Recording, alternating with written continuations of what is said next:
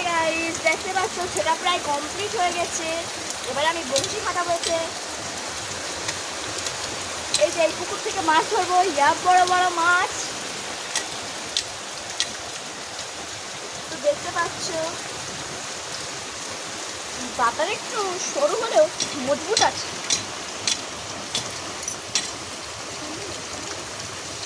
তো এটা এবারে সুতো দিয়ে ফাটিয়ে দেবো।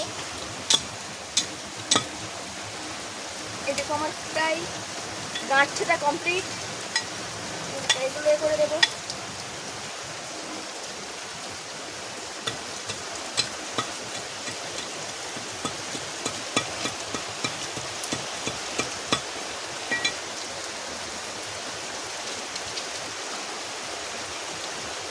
ফেলে দিই না তো আবর্জনা হচ্ছে।